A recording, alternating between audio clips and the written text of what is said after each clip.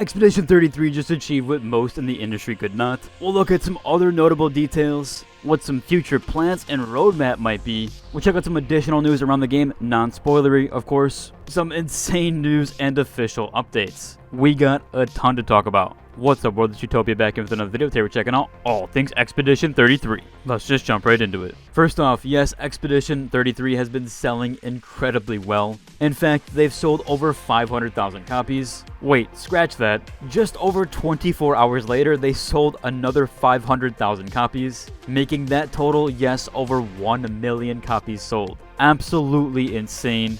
Definitely deserved for this game. If you haven't already, it's definitely worth a check out. It's on Xbox Game Pass, and it is one of the cheaper games. It's reviewing insanely well, both by critics and users, which we'll go over in a bit. But yeah, this game definitely deserves it, and I'm super happy to see it topping the charts. I've been enjoying this game so much. Been taking up the majority of my time other than editing videos. Just absolutely incredible, so definitely deserved. Which makes it even more insane with this. The dev team only had 33 people. Not 9,000, not 5,000, not 21,000 at a studio head. No, just 33 people working on this game. So it just proves you don't need a plethora of developers to get a game done and finished, as well as it just being this good. Absolutely insane. I love that it's crushing it right now, which is why I think the industry is basically shaking in their boots. With that other schedule game topping the Steam charts, which only had one developer behind it, now we have this one, another basically indie studio at this point, or AA studio, absolutely decimating.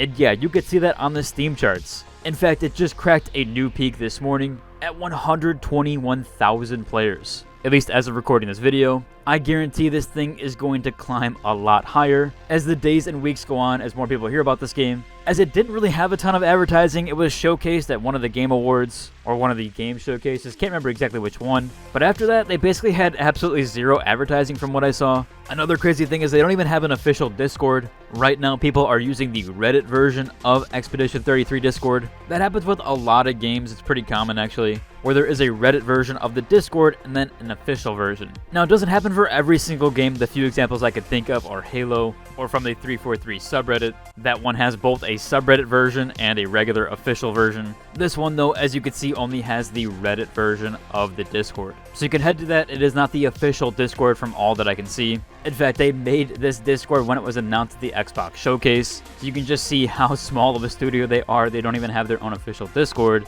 Probably didn't think they even needed one. Although at this point they might have to, and hopefully they do eventually. But for now, you can check out that Discord. There's some helpful tools and tips there, as well as people just talking in general. Of course, to be wary of spoilers, but there are some decent discussions and categories in there. Speaking of that though, they do have an official forum for a bug report, so if you are encountering any issues, you can send it right off to the Sandfall team. They do have this survey here that you can take. I will link to it down below. As they mentioned, it will only take 3 minutes to do so. So if you are encountering any bugs or any issues, you can submit it to them. Although I've essentially had a bug-free experience. In fact, I can't think of any bug that I've had other than maybe getting almost potentially stuck. Other than that though, I haven't really seen any bugs. Other than the ones that you're fighting, of course. But yeah, that's there at least if you did want to contact them or fill out this survey. I will link to it down below in the description. Speaking of how many copies they have sold and the reasons why, as pointed out here, Expedition 33 may be the highest user rated game of all time. Right now it's sitting at a 9.6. Again, absolutely insane there.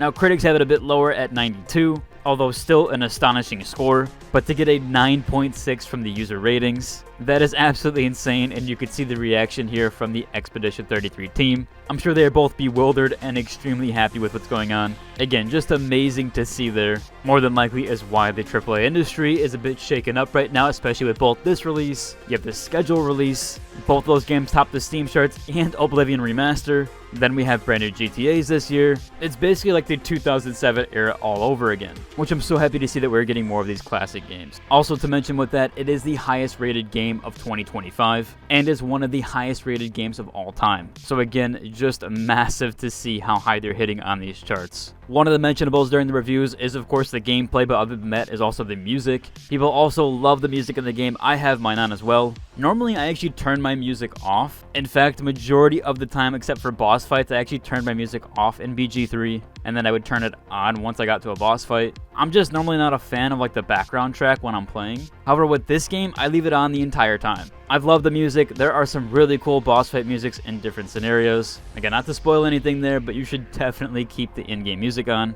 as it is just fantastic. And they've also released it here, which has 33 minutes of songs to celebrate the launch of the game. So they dropped their original soundtrack here, all on YouTube. So you don't even need to pay for it. You don't have to go to Spotify. You can listen to the entire soundtrack for free on YouTube. Again, I will link to it down below if you do want to check that out. That's so awesome to see. A lot of games bundled this in deluxe editions. And nope, this one is completely free. You can check it out on YouTube. Again, I will link to the OST down in the description. Now, we have had some comments asking about certain patches. I know I went over that bug report forum. Granted, I haven't encountered any bugs, and I'm in the middle of Act 2 right now. However, it seems like some people have, maybe a camping issue like this person. They are asking for when that new patch is going to be. I might have some theory on when we might be getting a future patch, so if you are encountering any bugs, it could be sooner than later. Where we actually do have this tweet in response to a Steam chart. Someone says, obviously it reached over 120k players this morning. This tweet just happened, and they said that their Monday meeting is going to be wild.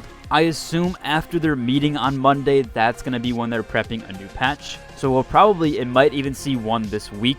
Of course, it is the weekend, so they're not in the studio as of right now. Most single-player games are a little bit slower with patch cadence, of course, as they're not live service. But I assume because the response is so well to this game, they're going to want to get a patch out as quickly as possible for those who are encountering bugs. Of course, that happens with literally any game. But I assume after their Monday meeting, we might start to see work on a new patch. When they do release that, I will cover that entirely. We'll go over all those details in depth and anything else that does come out in between then. Speaking of that, we do have some community mentionables here. This first one here, someone's already done a Gustav and Lewin cosplay, and they're calling this Team Baguette. Now, of course, this is in their Baguette uniforms, or the ones that you can get inside the game. Probably a little way too hard to get an Expedition uniform made already, since the game just came out, unless they had pre-planned it and pre-prepped. They even got a tweet out here from the Expedition team. Still really cool to see. I would love to see some cosplays for this game. I think the uniforms are fantastic, and their weapons and the weapons that they can unlock are super cool as well. That might be something that I get into eventually.